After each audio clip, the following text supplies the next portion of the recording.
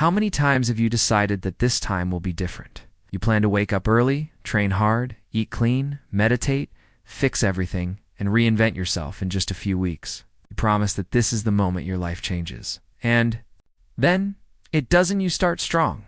A few good days, maybe a good week. Then the old habits return. The alarm gets ignored. The workout gets skipped. The promise fades. And you're left asking yourself the same painful question. Why can't I stay consistent? Centuries ago, a young warrior faced the same struggle. In northern Japan, during a time of war and honor, a trainee named Saburo knelt in the dust of a training hall. His face stung from the strike of a wooden sword. The match had ended in seconds. He had been defeated by someone younger and less skilled. His teacher watched in silence. This was not a single failure. This was a pattern. Saburo was gifted. Fast, strong, sharp instincts. But gifts meant nothing without self-control. And self-control was what Saburo lacked. He would wake up full of fire. Ow! Today I will train for hours. Today I will become a true warrior. 2 days of brutal effort, and on the third day excuses, fatigue. I need rest. The routine collapsed. Every time, other students began to doubt him, the talented one who never followed through. But the harshest judgment came from inside his own mind. My word means nothing. When it gets difficult, I give up. One evening, alone in the empty hall, Saburo considered quitting entirely. His teacher approached. Stand, the master said. Saburo obeyed. You believe you fail because you lack discipline, the master said. That is not true. You fail because you do not know how discipline is created. The master explained, discipline is not a gift. It is a structure, built slowly, brick by brick. You are trying to build a fortress in one night. He showed Saburo an old scroll. 5 teachings, passed down through generations. Consistency without exception. Simplicity without distraction. A dedicated place for practice. Written proof of effort. A purpose strong enough to survive hardship. You will begin so small that failure becomes difficult. The master said. At dawn the next day, Saburo arrived. 50 basic strikes. 50 guard positions.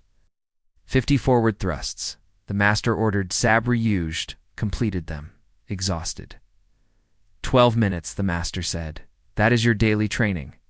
Saburo was shocked. Only this? Yes. Every day. No matter what. Sick, tired, busy. Never zero. The master explained. Long sessions create pride. Short daily sessions create identity.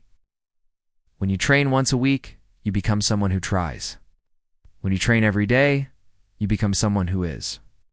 Day by day, Saburo showed up. The third day was the hardest. His body ached. His mind begged for rest. But he came anyway. Weak, slow, but present. By the 7th day, something shifted. Not just in his body, but in his thinking. For the first time, he trusted himself. He was becoming someone who kept his word. Weeks passed. The master warned him not to chase complexity. Great warriors are not masters of many things.